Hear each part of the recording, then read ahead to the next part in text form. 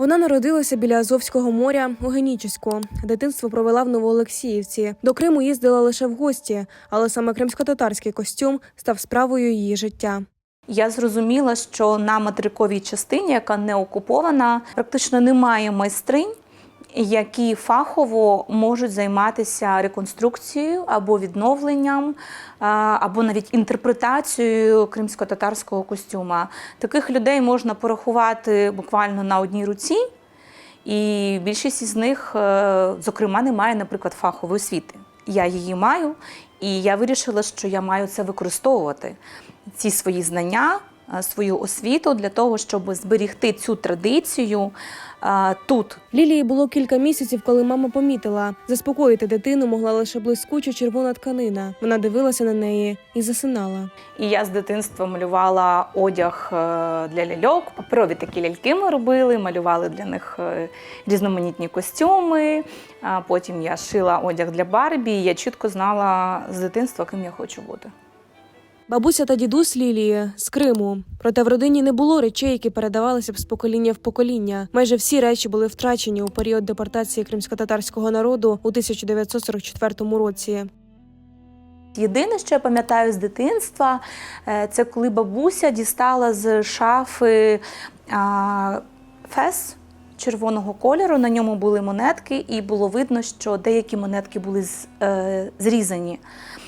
Певно, вони були зрізані у період депортації, коли вони знаходилися в Узбекистані, і щоб прохарчуватися, прожити, часом зрізали ці монетки, бо вони були або золоті, або позолочені, мали якусь цінність. До повномасштабного вторгнення Лілія шила костюми для сцени та цирку. Я якраз готувалася здавати костюми дуже великій кількості до великого міжнародного фестивалю, і більша частина костюмів цих згоріла.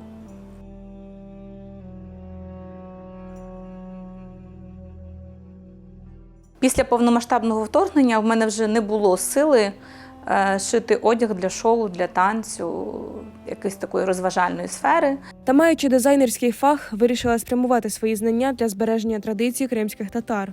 Тому що коли кримські татари, які після окупації Криму приїхали сюди, більшість із них приїхала без речей, які б, наприклад, без головних уборів, без костюмів, які б могли зберігати оцю традицію, які б могли експонуватися, зокрема.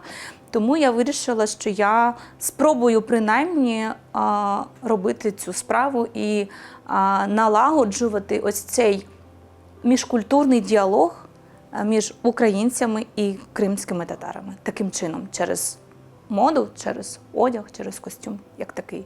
Тож самостійно почала вивчати символіку кримськотатарського костюму через книги, архівні фото та приватні колекції. Каже, він має обрядову та захисну функцію. Там є чоловічі символи, жіночі символи, символи, які асоціюються, наприклад, з дітками, або, наприклад, дерево роду – це, як правило, про сім'ю.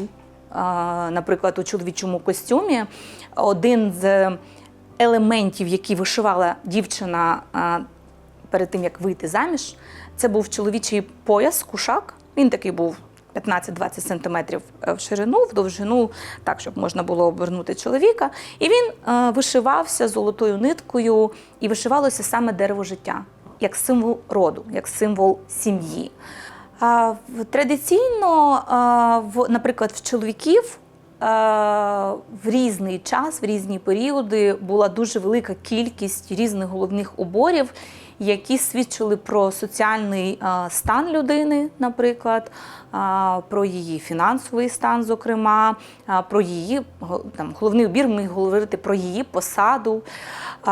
Але на початку 19 століття і до сьогодні зберігся, скажімо, переважно один вид головного убору – це калпах. Він робиться такої циліндричної форми виріб, який робиться з каракулю, це натуральний матеріал, з ягняти, по суті. У жінок це фес. Традиційний кримсько-татарський головний убір, він також мав різні функції, як соціальну, так і захисну. Але окрім фесу носили ще різні шалі. Там вони мали дуже великий спектр назв. Частина з цих назв, на жаль, втрачена через депортацію. І нам сьогодні відомо там близько 5-7 зразків головних таких шал, якими покривалися, наприклад, спеціально для молитви, або там просто в побуті там використовували, або що.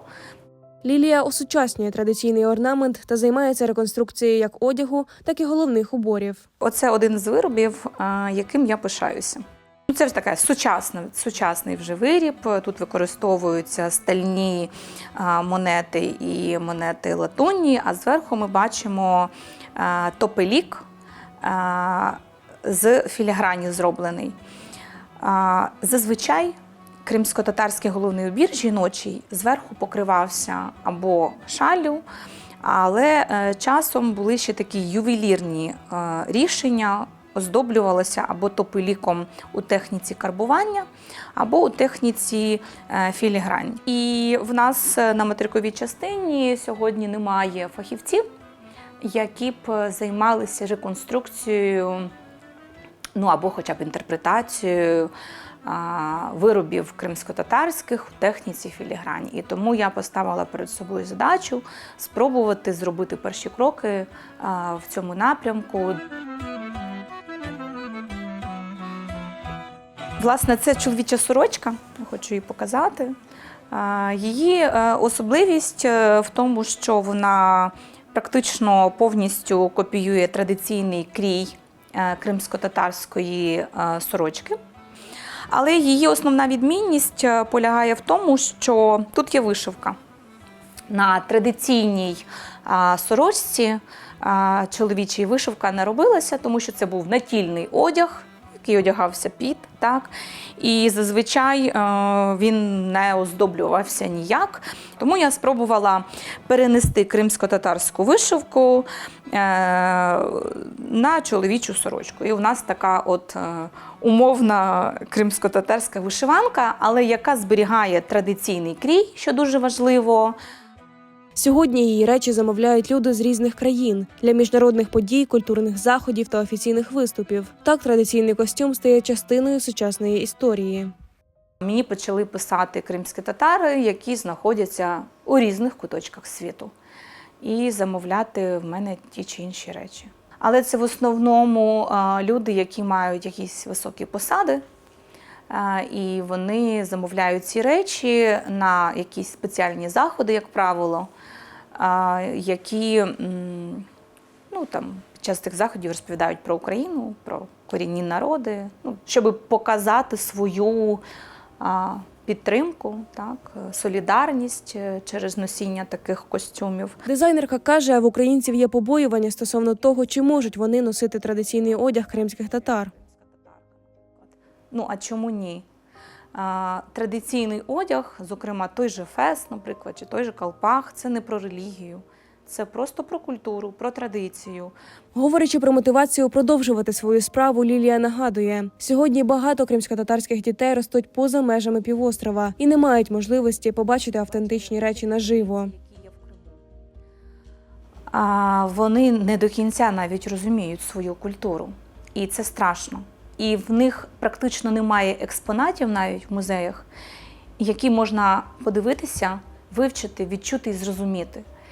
І от я б хотіла, зокрема, зробити речі, такі експозиційні, я працюю над цим, які б могли бути презентовані на виставках, в музеях, або, зокрема, наприклад, щоб ці експозиції їхали в інші країни, де також знаходиться велика кількість кримських татар, і які теж не мають доступу, по суті, до того, щоб споглядати якісь речі, які є репрезентативними їх культури. Це, мабуть, про збереження традицій, про тепло рук, про терпіння.